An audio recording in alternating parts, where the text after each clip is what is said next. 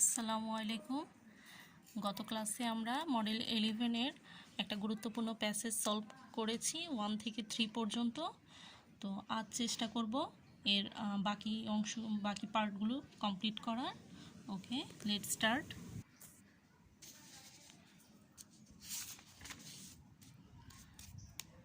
আজ আমরা যেটা শুরু করতে যাচ্ছি কোশ্চেন নাম্বার 4 সলভ করার জন্য আমাদেরকে একটি আনসিন প্যাসেজ আনসিন প্যাসেজটা বুঝে নিতে হবে। আনসিন প্যাসেজটা থেকে আমাদের 4 নাম্বার কোশ্চেন অ্যান্ড 5 নাম্বার কোশ্চেনটা থাকবে, যেটা আমরা আনসিন প্যাসেজ থেকে হেল্প নিতে পারবো। আমাদের এই আনসিন প্যাসেজটিতে আমরা দেখতে পাচ্ছি ন্যাশনাল পোয়েট কাজী নজরুল ইসলাম নিয়ে একটি passage.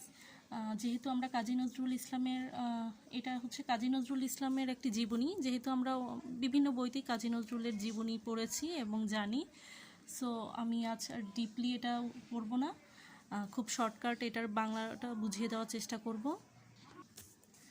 Our national poet Kazi Nazrul Islam was born of a poor parents in 1899. He used to lead a bohemian life. He completed his primary education in 1909 and joined a local maktab as a teacher in the same year.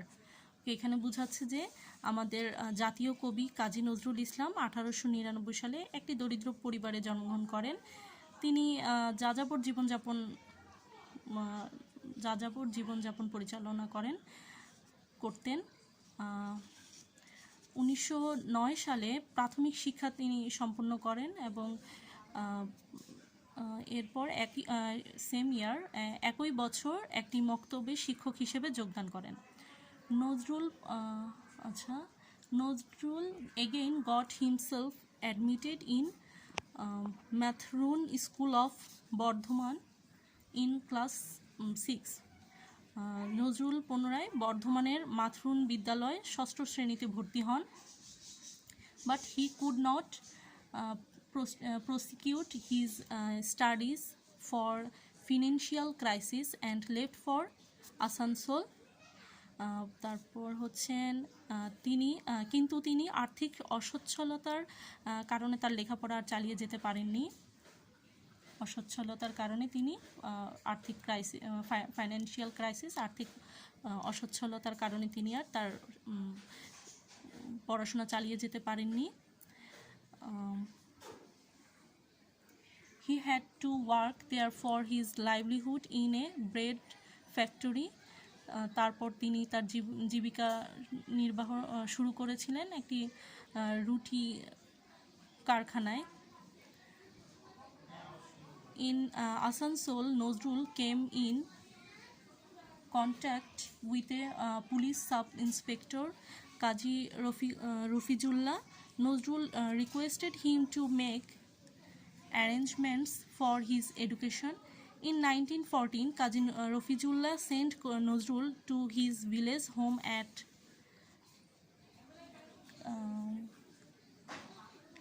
Kazi Shimla in Mymensingh. আমরা এখানে কি দেখতে পাচ্ছি যে তিনি আর পড়াশোনা চালিয়ে যেতে পারেননি। তারপর তিনি আসানসোল চলে যান। আসানসোলে নজরুল একজন পুলিশের পরিদর্শক হিসেবে কাজী রফিজুল্লাহ এর নিকটে আসেন। নজরুল তাকে তার বাড়িতে দেখি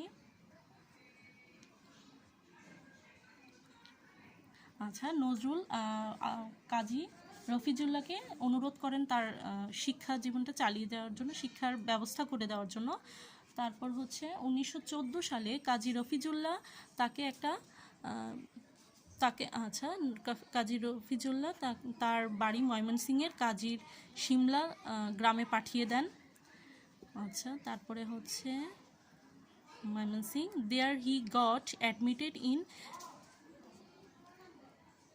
দারিরামপুর হাই স্কুল ইন ক্লাস 7। তারপর তিনি তার গ্রামের বাড়িতে চলে যান। সেখানে তিনি দরিরামপুর উচ্চ বিদ্যালয়ে 7ম শ্রেণীতে ভর্তি হন। Nazrul read in that school only for 1 year and left কাজী শিমলা। তিনি সেখান থেকেও ত্যাগ করেন 1 বছর পড়ার মধ্য দিয়েই। on returning home, Nazrul got himself admitted in Raniganj Sirarsol High School in class 8 in 1915. And continued his studies till 1917. Okay, 1917 থেকে 1915 সাল পর্যন্ত তিনি তার পড়াশোনাটা চালিয়ে যান। While he was a student of class 10, যখন তিনি 1917 সালে ক্লাস 10-এ ছিলেন, he joined the army, putting an end to his formal education. তার প্রাথমিক যে পড়াশোনা সেটা শেষ করে তিনি আর্মিতে যোগদান করেন। after the second world war, দ্বিতীয় বিশ্বযুদ্ধের পর Nazrul came back to Kolkata in 1920। তাহলে 1920 সালে নজরুল আবার ফিরে আসেন। দ্বিতীয় বিশ্বযুদ্ধের পর তিনি আবার কলকাতায় ফিরে আসেন। আচ্ছা, এরপর দেখি at the age of 22, যখন তার বয়স 22 বছর, he edited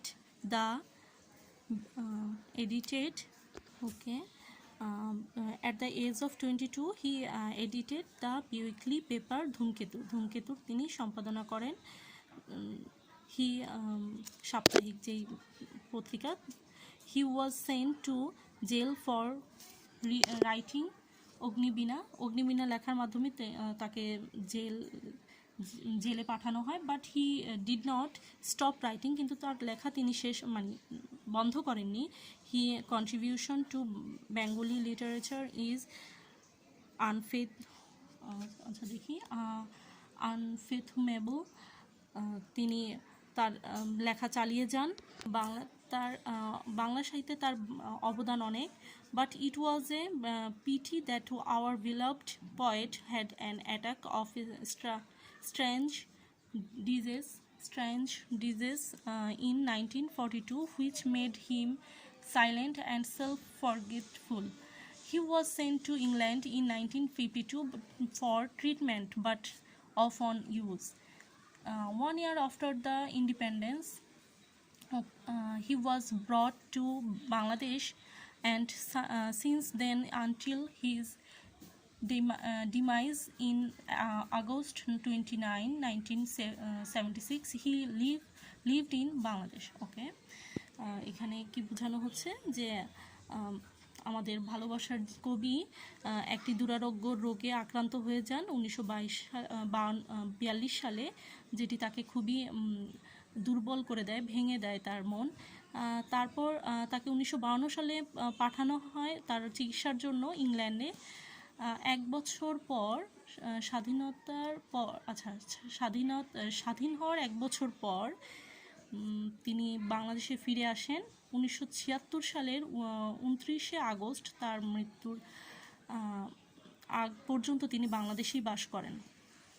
ওকে, আচ্ছা, এই প্যাসেজটা আমরা একটু বুঝে নিলাম। এই প্যাসেজটা বোঝার মাধ্যমে আমাদেরকে 4 এবং 5 কমপ্লিট করতে হবে।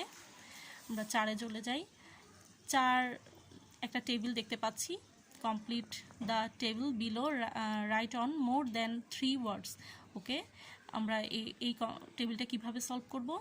এখানে একটা ইভেন্ট দেওয়া আছে, ইয়ার দেওয়া আছে, এজ দেওয়া আছে। ইয়ারের নিচে আমরা জাস্ট সালগুলো বসাবো এইখানে টপিকস অনুসারে। এজের নিচে আমরা বয়সটা বসাবো। ওকে, আমরা চলে যাই। আর এইটা লেখার সিস্টেমটা আমি আজ দেখিয়ে দিব। অনেকে এটার বক্স তৈরি করে তারপরে লিখো, দিস ইজ রং। এটা লেখার জন্য ওকে, এটা লেখার জন্য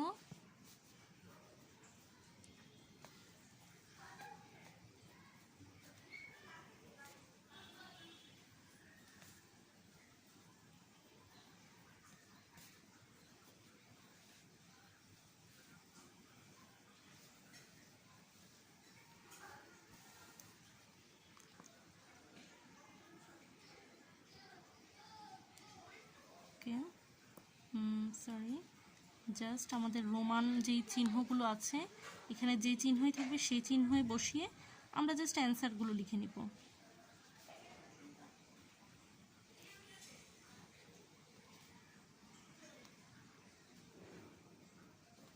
আমাদের 5টা রোমান চিহ্ন থাকে, সো আমরা জাস্ট রোমান সংখ্যাগুলো বসিয়ে নেব।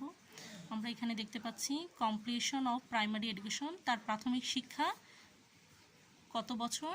আমি প্যাসেজে চলে যাই, আমরা এখানে দেখতে পাচ্ছি যে প্রাইমারি এডুকেশন ইন 1909। ওকে, আমার অ্যান্সার ইজ দ্যাট 1909। ওকে, দেখতে পাচ্ছি।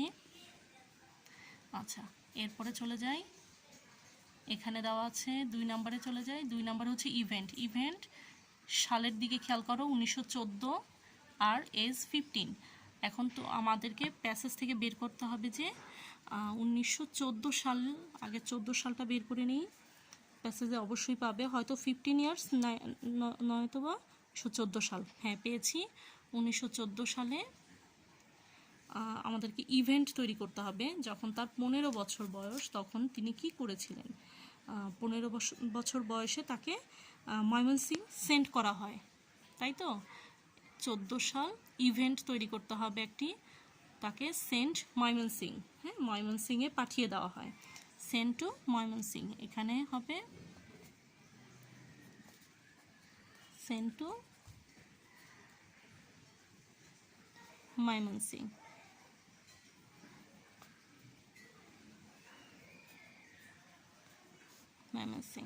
ওকে, দেখতে পাচ্ছি। এবার 3তে দেখো তো, 3তে চলে যাই। 3 নাম্বারটাতে হচ্ছে এজ। যেহেতু 3 নাম্বারে আমাদের এজ দেওয়া আছে, তাহলে আমাদের বয়সটা তৈরি করতে হবে। 1917 সালে তার বয়সটা কত ছিল? যদি 1914 সালে তার বয়স 15 হয়, তাহলে 17 সাল পর্যন্ত যাও, 15, 16, 17, 3 বছর, তাহলে 16, 17, 18 বছর। ওকে, তাহলে 18 ইয়ার্স। বুঝতে পেরেছো কিভাবে আমাদের এজটা বের করতে হচ্ছে?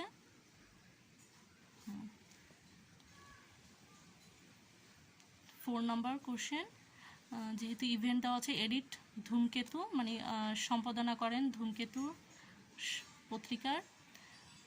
ইয়ারের নিচে ব্ল্যাঙ্ক, 22 সাল। আমরা 3তে পেয়েছিলাম 18 সাল, 18 ইয়ার্স। 18 ইয়ার্স থেকে 22তে চলে যাও, 18 ইয়ার্স, 4 বছর, মানে 4 ইয়ার্স পর 4 ইয়ার্স, 4 বছরে, তাহলে 17 থেকে 4 যোগ করলেই আমরা সালটা পেয়ে যাচ্ছি 21, 1921। বুঝতে পারছো কিভাবে বের করতে হচ্ছে? আচ্ছা, 1921। আচ্ছা, এরপর দেখো 1972 সাল দেখতে পাচ্ছি, আর এজের নিচে হচ্ছে আমাদের ব্ল্যাঙ্ক। তাহলে 72 সাল আমরা এর আগের ব্ল্যাঙ্কে পেয়েছি 1921 সাল, আর 1921 সালের সাথে 1972 সাল পর্যন্ত হিসেব করো। এভাবে হিসেব করার জন্য 72, ওকে, 21, 72, 72 সাল থেকে এটা কিভাবে বের করতে পারি? 1921 আর 72 সাল, আমাদের বয়সটা বের করতে হবে। তাহলে 72 থেকে 21টা বাদ দিয়ে নাও, কত বছরের ডিফারেন্স সেটা বের করে 22 সালের সাথে ওই বয়সটা হিসেব করে নাও। দেখি, এখানে হচ্ছে 21, জাস্ট 21 আর হচ্ছে 72, যেহেতু 72টা বড় সংখ্যা, তাহলে উপরে রাখি। 2 থেকে 51, তাহলে 51 বছর, আর হচ্ছে এর আগে হচ্ছে 22,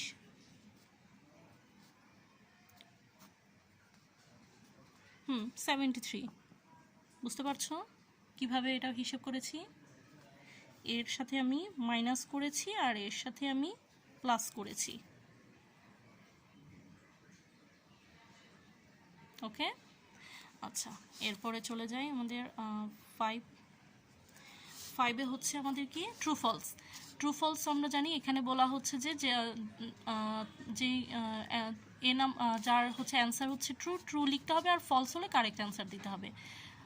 এ নাম্বারে চলে যাই, Nazrul's childhood was full of struggling. Yes, true. নজরুলের লাইফটা ছিল full of struggling, true. B নাম্বারে, Nazrul was a student of class 7 in Mathrun school of Bardhaman. This is না, false. Nazrul was a student of class 6 in Mathrun. বর্ধমানের মাথরুন স্কুলে যখন তিনি, তখন হচ্ছে তার বয়স, তিনি তখন 6-এ, নট 7, ক্লাস 7 নয়। তাহলে কারেক্ট অ্যান্সার লিখবে ক্লাস 6। ওকে, প্যাসেজে কিন্তু ক্লাস 6 আছে, দেখে নিবে। কাজী Rafizullah was a police inspector. কাজী রফিজুল্লাহ ছিলেন একজন police inspector. False. Kazi Rafizullah was a police sub inspector, not inspector, sub inspector ছিলেন। তাহলে আমাদের সি নাম্বারটাও হচ্ছে ফলস, এ নাম্বারটা হচ্ছে ট্রু, বি নাম্বার হচ্ছে ফলস। কারেক্ট অ্যান্সার বলে দিয়েছি। ওকে, কারেক্ট অ্যান্সার। আর হচ্ছে সি নাম্বারটাও আমাদের ফলস।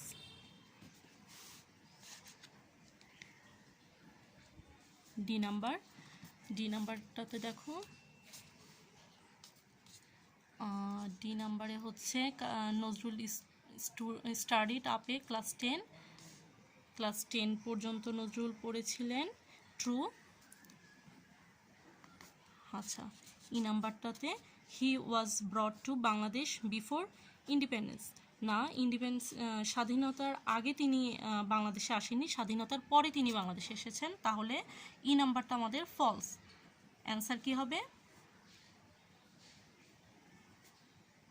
অ্যান্সার হচ্ছে after independence, not before independence, after independence. Okay, আচ্ছা 6 নাম্বারে চলে যাও, after independence.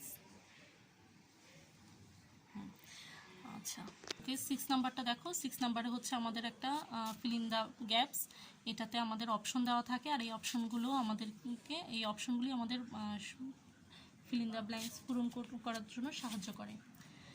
Eidul Fitr is the biggest religious ceremony. Eid ul Fitr is the biggest religious ceremony for the Muslims. হ্যাঁ, মুসলমানদের জন্য ঈদুল ফিতর হচ্ছে সবচেয়ে বড় একটা উৎসব, ধর্মীয় উৎসব।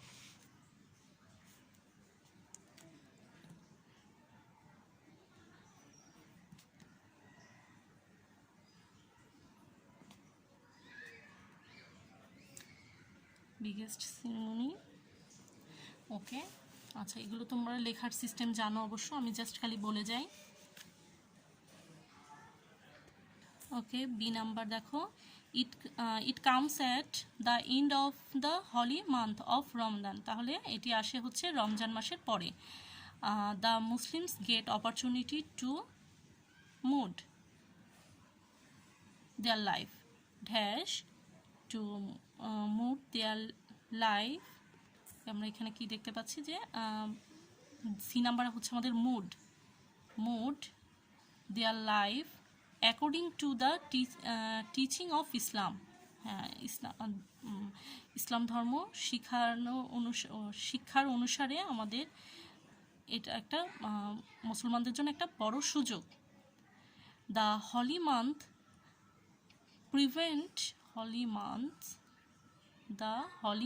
dash a Muslims from dash all wrong. ওকে, কি গিয়েছে আমাদের? মুড গিয়েছে, কাম গিয়েছে। হ্যাঁ,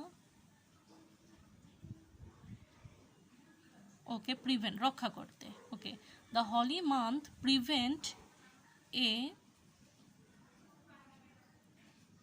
committing, না?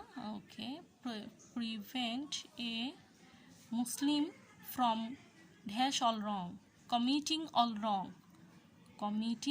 all wrong, সকল ভুল, সব রকম ভুল থেকে আমাদের মাফ করে কি? আমাদের হলি মান্থ। এটা হচ্ছে একটা আমাদের পবিত্র মাস, যেটা আমাদেরকে সকল ভুলগুলো থেকে আমাদেরকে রক্ষা করে, আমাদেরকে দূরে রাখে। Inhuman and harmful acts. হ্যাঁ, তাহলে সকল ভুল, আমাদের যত অমানবিক অ্যান্ড হার্মফুল, ক্ষতিকর সব কিছু থেকে আমাদেরকে এই মাসটি দূরে রাখে, বিরত রাখে। On the occasion of Eid ul Fitr the Muslims has thanks to the almighty creator. তাহলে কি বোঝাচ্ছে? যে on the occasion of Eid ul Fitr okay, কি বলছে এখানে যে on the occasion of Eid ul Fitr. আচ্ছা, ঈদুল ফিতরের অনুষ্ঠানের মাধ্যমে the Muslims offer thanks to the almighty creator, সৃষ্টিকর্তাকে ধন্যবাদ জানানোর একটা উপায় পায়, অফার করে, ধন্যবাদটা আল্লাহকে দিতে পারে। Okay, certainly Eid brings joy for all Muslims, সবার জন্য ঈদটা জয়ফুল নিয়ে আসে, আনন্দ নিয়ে আসে। It shapes our worldly and spiritually life. It is a common skin on the Eid day, and the Muslims dash greeting after, okay, exchange greeting after saying their prayer on the common acha common skin on the Eid day, and that the Muslims Muslim, তাহলে I নাম্বারটা হচ্ছে আমাদের Muslims exchange greeting after dash their prayer, saying their prayers। বুঝতে পারছি আমরা, exchange করে একজন আরেকজনকে প্রেরণ করতে পারে তাদের প্রার্থনা এই মাসের মাধ্যমে বা এই দিনটির মাধ্যমে, ঈদের মাধ্যমে। ওকে, নাম্বার 7-এ চলে যাই। এই নাম্বার 7-এ আমাদের কোনো অপশন থাকবে না। read the text below the fill in the gaps using suitable words, just একটা suitable words ইউজ করতে হবে এখানে। ওকে, আমরা এখানে চলে যাই।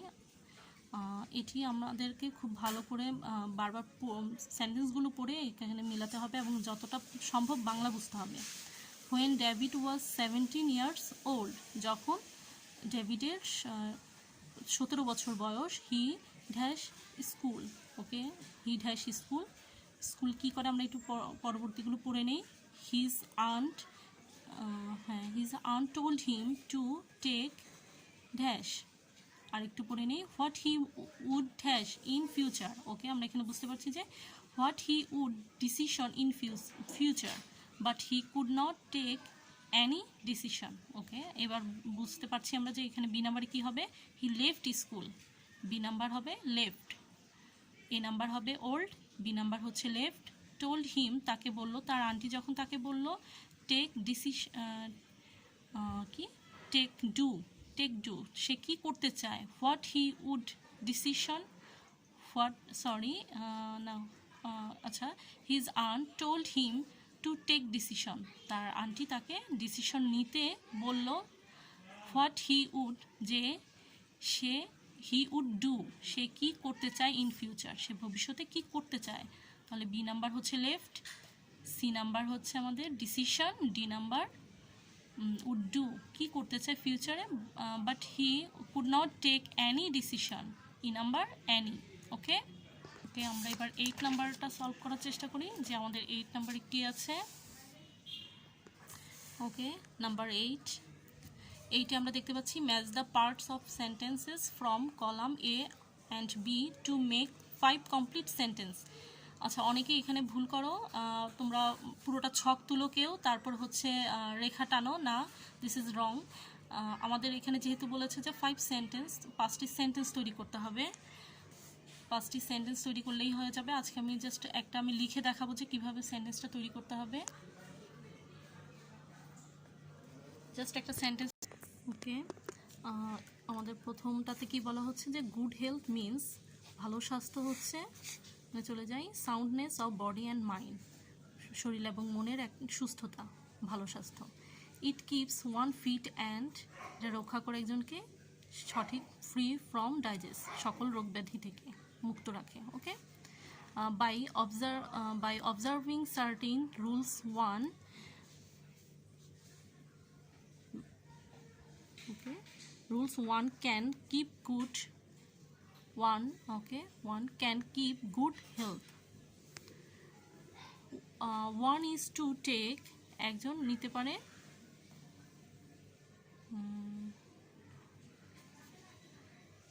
diet, balanced diet। okay, 1 is to take balanced diet, take regular exercise and rest etc। তাহলে এটার জন্য কি নেওয়া উচিত, একজন নিতে পারে ব্যালেন্স ডায়েট, সে খাবার কন্ট্রোল করতে পারে, তার সব ডায়েট রাখতে পারে, টেক রেগুলার এক্সারসাইজ এবং নিয়মিত ব্যায়াম এবং বিশ্রাম। He is to observe the rules of cleanliness, পরিষ্কার পরিচ্ছন্নতার যে নিয়ম সেটা সে মেনে চলতে পারে, অবজার্ভ করতে পারে। ওকে, আমি এবার লেখাটা দেখাচ্ছি কিভাবে এটাকে তৈরি করতে হবে। আমরা প্রত্যেকটা পার্ট সেন্টেন্স আকারে তৈরি করব, কোনো খণ্ড খণ্ড অংশ করব না। কেউ মাঝখানে দুটো পার্টের মাঝখানে টান দিয়ে করো না, এগুলো করা যাবে না। যেহেতু আমাদের প্রশ্নতে লেখা আছে মেকে সেন্টেন্স, একটা সেন্টেন্স তৈরি করতে হবে, ফুল একটা সেন্টেন্স তৈরি করবে, এভাবে লিখবে। ওকে, আচ্ছা, এই পর্যন্ত কমপ্লিট হয়ে গেল আজকে আমাদের। এভাবে আমরা এটা ফুললি শেষ করব। ওকে, আজকের মতো বিদায়, আল্লাহ হাফেজ।